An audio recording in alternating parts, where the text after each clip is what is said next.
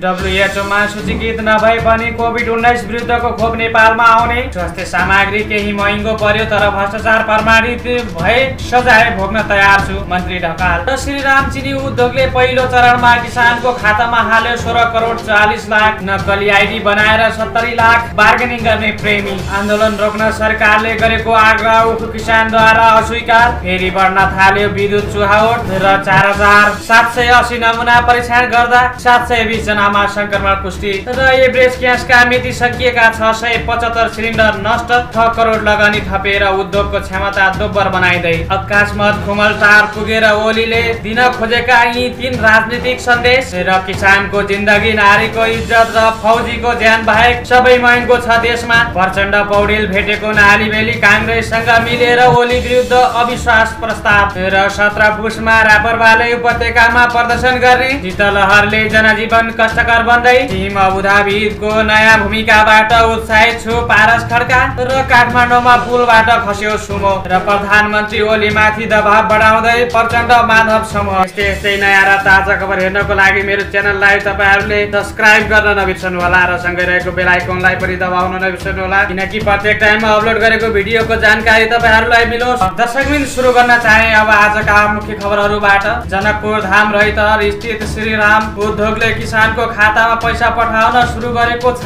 उसले शुक्रबार 5300 जना किसानको खातामा रकम पठाएको छ। उक्त चिनी मिलका सञ्चालक विशाल अग्रवाल सहित 3 जना विरुद्ध ठगी मुद्दामा पक्राउ आदेश जारी भएपछि उद्योगले भुक्तानी दिन सुरु गरेको हो। श्रीराम चिनी उद्योगले 16 करोड 40 लाख रकम 5500 किसानको खातामा हालिदिएको जानकारी आएको प्रदेश 2 का प्रहरी प्रमुख डीआईजी धीराज प्रताप सिंहले जानकारी दिए। चिनी उद्योगी क्रमशः सबै किसानको खातामा बगैँचा रकम हालिदिने बताएको छ। उनले भने हामीले निगरानी गरिरहेका छौं। किसानले आफूहरूको 41 करोड बगैँचा बाँकी रहेको र उद्योगले 35 करोड दिन मात्रै बाँकी रहेको बताएको छ। डीआईजी सिंहले सम्पूर्ण हिसाब क्लियर नभएसम्म आफूहरूले निगरानी गरिराख्ने बताए। डीआईजी सिंहले सर्लाही स्थित अन्नपूर्ण चिनी उद्योगका सञ्चालक राकेश अग्रवाल विरुद्ध पनि पक्राउ पूर्जी जारी भएकाले उनको निजी खोजी पनि सुरु गरिसकेको बताए। हामीले उनको खोजी तदारुकताका साथ गरिरहेका छौं। उनले भने उखु किसानको 17 करोड राकेश अग्रवाललाई तिर्न बाँकी छ। किसानले गत बुधबार जिल्ला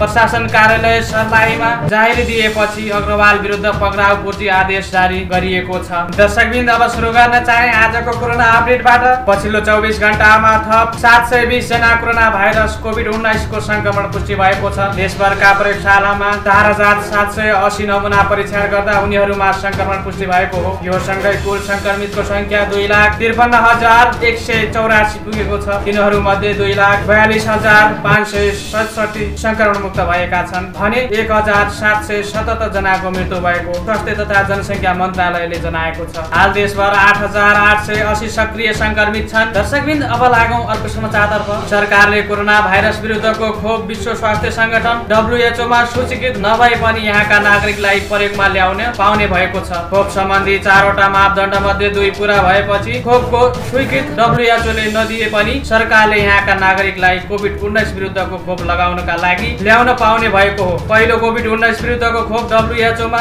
सूचीकृत हुनुपर्ने, दोस्रो WHO मा आकस्मिक प्रयोगका लागि सूचीकृत हुनुपर्ने, तेस्रो खोप उत्पादन गरेका मुलुकको नियमनकारी निकायमा दर्ता हुनुपर्ने साथै त्यहाँका नागरिकलाई खोप लगाइएको हुनुपर्ने र चौथो नेपालको औषधि विभागमा दर्ता हुनुपर्ने व्यवस्था छ। अहिले कोभिड-19 विरुद्धको खोप उत्पादन गरेका मुलुकको नियमनकारी निकायमा दर्ता भएको यहाँका नागरिकलाई खोप लगाउनुको हुनुपर्ने र औषधि विभागमा दर्ता भएपछि नेपालमा ल्याएर लगाउन मिल्ने छ। सरकारले WHO मा सूचीकृत नभए पनि आकस्मिक अवस्थामा औषधि तथा खोप दर्ता व्यवस्थाका लागि औषधि ऐन 2035 अध्यादेश मार्फत संशोधन गरी जारी गरेको छ। स्वास्थ्य सेवा विभागका बाल स्वास्थ्य तथा खोप शाखाका निर्देशक डाक्टर झलक शर्मा गौतमले सोही अध्यादेश अनुसार कोभिड-19 विरुद्धको खोप WHO ले सूचीकृत नगरे पनि नेपालमा ल्याएर नागरिकलाई दिन सकिने बताए। अहिलेसम्म WHO ले खोपलाई सूचीकृत र आकस्मिक प्रयोगका लागि सूचीकृत गरेको छैन। त्यही भएर नेपालले कोभिड-19 विरुद्धको उत्पादन गरेको मुलुकको नियमनकारी निकायमा दर्ता र त्यहाँका नागरिकलाई लगाएको आधार तथा नेपालको औषधि व्यवस्था विभागमा दर्ता भएको अवस्थामा यहाँका नागरिकलाई खोप दिनेछ। दर्शकबिन अब लागौं अर्को समाचारतर्फ। दक्षिणकाली नगरपालिका स्थित चल्ना खोलामा उद्योग रहेको एभरेस्ट ग्यास ग्यासले मिति सकिएका पाल परेका र हाइड्रो टेस्टमा असफल भएका 675 थान पुराना सिलिन्डर नष्ट गरेको छ। उद्योगी शिवप्रसाद घिमिरेले शुक्रबार दिउँसो एक कार्यक्रम गरी गुणस्तर तथा नापतोल विभाग, वाणिज्य आपूर्ति तथा उपभोक्ता संरक्षण विभाग र नेपाल आयल निगमका प्रतिनिधिको रोहबरमा पुराना सिलिन्डर नष्ट गरेको जानकारी दिए। पुराना र मिति सकिएका ग्यास सिलिन्डर प्रयोग गर्न असुरक्षित छन्। हामीले यस्ता असुरक्षित सिलिन्डर बजारबाट संकलन गरी नष्ट गर्ने कार्यलाई निरन्तरता दिने क्रममा आज दिउँसो एभरेस्ट ग्यासका 675 थान पुराना सिलिन्डर नष्ट गरेका छौं। उनले भने उद्योग परिसरमा पुराना सिलिन्डर नष्ट गरेको उनले बताए। काठमाडौँको बजारमा एभरेस्ट ग्यासका करिब 4 लाख सिलिन्डर छन्। यो भनेको काठमाडौँको ग्यास बजारमा करिब 13% को बजार हिस्सा हो। उनले भने काठमाडौँका उपभोक्ताको विश्वास जितेका ब्रान्डलाई थप सुरक्षित र भरपर्दो बनाउन हामीले असुरक्षित सिलिन्डरलाई नष्ट गरेका हौं। यसबाट एभरेस्ट ग्यासको सिलिन्डर भन्सारमा प्रयोग गर्दा जोखिम रहित हुने सन्देश दिन खोजेका छौं। एभरेस्ट ग्यासको बोर्डिङ स्टोरेज 350 मिट्रिक छ। त्यस्तै दैनिक 8 घण्टामा 8000 सिलिन्डर रिफिलिङ गर्ने क्षमता छ। काठमाडौँमा एभरेस्ट ग्यासको बजार हिस्सा बढाउन उद्योगमा थप लगानी गर्न लागेको घिमिरेले बताए। उद्योगको क्षमता दोब्बर बनाउन लागेका छौं। यसका लागि 6 करोड लगानी गर्नेछौं। उनले भने थप लगानीबाट स्टोरेज र रिफिलिङ क्षमता दोब्बर हुने उनले बताए। एभरेस्ट ग्यास ग्रुपसँग थप 6 वटा ग्यास उद्योग समेत छन्। घिमिरेका अनुसार ग्रुप मातहत सुनसरीमा, कामख्या र प्रीमा, हेटौडामा, तहारा, भैरवमा, त्रिशुल, धनगढीमा, सैपाल र काठमाडौँमै अर्को सुगम ग्यास उद्योग रहेका छन्। उस महिनाभरि यी उद्योगका समेत सिलिन्डर नष्ट गर्ने गरी बजारबाट पुराना सिलिन्डर संकलन भइसकेको छ। त्रिशुलीको 360, सुगमको 405, क्रिस्माको 690 पुराना सिलिन्डर संकलन गरी नष्ट गर्न लागेका घिमिरेले बताए। यी सबै सिलिन्डर नष्ट गर्दा उद्योगलाई करिब 49 लाख रुपियाँको क्षति हुन गए पनि उपभोक्ताको सुरक्षालाई प्राथमिकता दिएका उनले बताए। पुराना सिलिन्डर नष्ट ग्यास उद्योगको कदम सराहनीय भएको उपभोक्ताका अधिकार कर्मी माधव तिमिल सेनाले बताए। एभरेस्ट ग्यासले जस्तै उपयोग गर्न नमिल्ने सिलिन्डर अरू उद्योगले पनि नष्ट गरेर उपभोक्ताको सुरक्षामा संवेदनशील हुनु जरुरी छ, तिमिल सेनाले भने। दर्शकबिन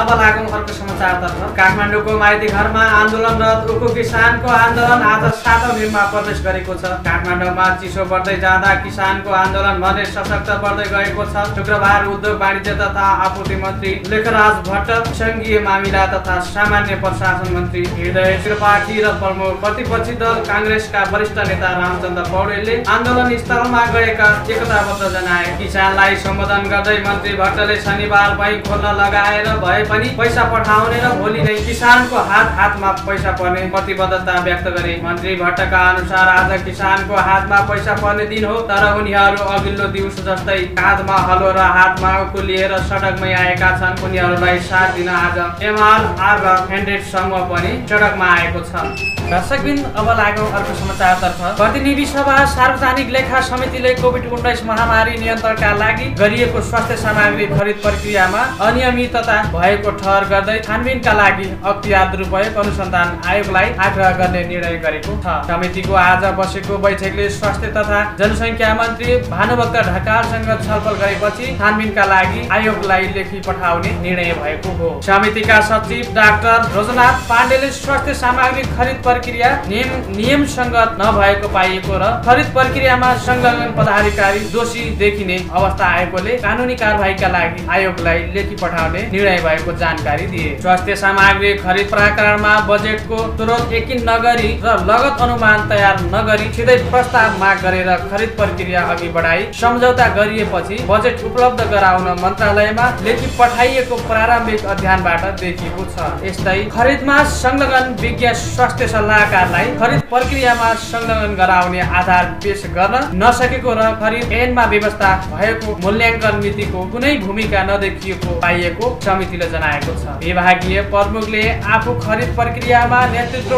गर्नुपर्नेमा अन्य असम्बन्धित व्यक्तिलाई संलग्न गराई अख्तियारको दुरुपयोग गरेको देखिएको समितिले जनाएको छ। बैठकमा स्वास्थ्य मन्त्री ढकालले स्वास्थ्य सामग्री खरिदमा अनियमितता भएको देखिए आफू कारबाही भोग्न तयार रहेको बताएका थिए। स्वास्थ्य सामग्री खरिदमा मेरो संलग्नता पुष्टि भए कारबाही भोग्न तयार छु, उनले भने। विश्वभर कोरोना महामारीको प्रभाव हुँदा स्वास्थ्य सामग्री खरिदमा केही महँगो परेको उनको प्रश्नोक्ति थियो। दर्शकबिन अब लागौं अर्को समाचारतर्फ काठमाडौँकी 24 वर्षीय महालक्ष्मी परिवर्तित नाम सम्पन्न परिवारको सदस्य हुन्। 1.5 वर्ष अघि बुढा नीलकण्ठका 33 वर्षीय सुमन रेग्मीसँग भएको उनको चिनजान सामाजिक सञ्जालबाट झाँक्रिँदै गएर प्रेम सम्बन्धमा परिणत भएको थियो। राजधानीका डान्स क्लब र बार धाउनेदेखि घुम्न जाने कुरा सामान्य भइसकेका थिए। त्यही बीच दुई महालक्ष्मी र रेग्मी बीच शारीरिक सम्बन्ध पनि भयो। निकटता बढेसँगै महालक्ष्मीको परिवारको सम्पत्तिमा रेग्मीको नजर पर्यो। युवतीबाट पैसा हात पार्न सके मालामाल हुने लोभमा उनी अपराध गर्न पनि पछि परेनन्। जसले रेग्मीलाई अहिले प्रहरी हिरासतमा पुर्याएको छ। साइबर ब्युरोका अनुसन्धान अधिकृतका अनुसार युवतीको आर्थिक अवस्थासँग जानकारी भएपछि उनले शारीरिक सम्बन्ध राखेका बेलाका अन्तररङ तस्बिर र भिडियो खिच्न थालेको पाइएको छ। सुरुमा महालक्ष्मीले इन्कार नगरेकी पनि होइनन्, तर रेग्मीको जिद्दीका अगाडि उनको केही छिप चलेको थिएन। अन्तररङ तस्बिर खिचेको केही समयपछि युवतीले सोच्नै नसोचेको कुराको सामना गर्नु पर्यो। महालक्ष्मीका अनुसार एउटा अपरिचित आइडीबाट आएको मेसेज रिक्वेस्ट खोलेर हेर्दा बोयफ्रेन्डसँगको नग्न तस्बिर र भिडियो देखियो। त्यसपछि थागाबाट खसे झैं भएकी उनले आफूले सबैभन्दा बढी विश्वास गरेको प्रेम रेग्मीलाई नै यो खबर सुनाए। रेग्मीले कसरी तस्बिर र भिडियो तेर्सो व्यक्तिसँग पुग्ने भनेर अनभिज्ञता जनाए। महालक्ष्मीले पनि प्रेमीले नै त्यसो गर्लान् भन्ने कल्पना समेत गरेकी थिएनन्। नयाँ आइडीबाट महालक्ष्मीलाई ब्ल्याकमेल भइरहेकै बेला रेग्मीले सामाजिक सञ्जालबाटै चौथो व्यक्तिसँग परिचय गराए। ती व्यक्तिले 70 लाख दिए भिडियो तस्बिर हटाउन र पीडकलाई पक्राउ गराउन समेत सहयोग गर्ने रेग्मीले बताए। लामो कुराकानी पछि युवती रकम दिन राजी पनि भइन्। दर्शकबिन अब लागौं अर्को समाचारतर्फ। पार्टी स्थायी कमिटी बैठक चलिरहेका बेला सत्तारूढ नेपाल कम्युनिस्ट पार्टी नेकपाको प्रचण्ड माधव नेपाल समूहले आफू निकट प्रदेश 1 का नेताहरूको भेला गरेका छन्। केन्द्रीय कार्यालय पेरिसोडामा जिल्ला अध्यक्ष सचिव र उपत्यकामा उपलब्ध केन्द्रीय सदस्यहरूलाई भेला गरेर सरकारी अध्यक्ष पुष्पकमल दाहाल प्रचण्ड र वरिष्ठ नेताद्वय झलनाथ खनाल र माधव कुमार नेपालले सम्बोधन गरे। भेलालाई सम्बोधन गर्दै कार्यकारी अध्यक्ष प्रचण्डले पुस 1 को स्थायी कमिटी बैठकले गरेको निर्णय अनुसार संवैधानिक परिषदको अध्यादेश फिर्ता नलिएकोमा आपत्ति मात्र जनाएनन्, थप एक्सनको चेतावनी दिएका छन्। सम्भवतः पार्टी एकीकरण यता पहिलो पटक ओली विरुद्ध चेतावनीको भाषणमा प्रचण्डले बोलेका छन्। यो एक्सन प्रचण्ड निकट एक स्थायी कमिटी नेता भन्छन्। सायद अनुशासनको विषय हो। स्थायी कमिटी बैठकले गरेको निर्णय कसैले पनि उल्लङ्घन गर्न मिल्दैन। अझ यो त संवैधानिक र राजनीतिक कदम सच्याउने निर्णय हो। सरकारले मङ्गलबार अध्यक्ष र बहाल रहेको बहुमत सदस्यको उपस्थितिमा संवैधानिक परिषदको बैठक बस्न सक्ने गरी अध्यादेश ल्याएको थियो। यसमा आपत्ति जनाएको प्रचण्ड माधव नेपाल समूहले संसदको विशेष अधिवेशन माग गर्दै 83 संसदको हस्ताक्षर राष्ट्रपति कार्यालय पुर्याएपछि प्रधानमन्त्री ओली अध्यादेश फिर्ता लिन सहमत भए। बुधबार स्थायी कमिटी बैठकले अध्यादेश र हस्ताक्षर दुवै फिर्ता लिने निर्णय गर्यो। राष्ट्रपति कार्यालय पुगेका नेताहरू फर्किए तर अध्यादेश अझै फिर्ता भएको छैन। उल्टो बिहिबार संवैधानिक परिषदको बैठक बोलाएपछि नेकपा भित्र ठुलो हलचल ल्यायो। यद्यपि प्रचण्ड सहित नेताहरूको आपत्तिपछि प्रधानमन्त्रीले परिषदको बैठक स्थगित गरेका छन्। तर यो घटनाले ओली प्रचण्ड बीच अविश्वास बढेको छ।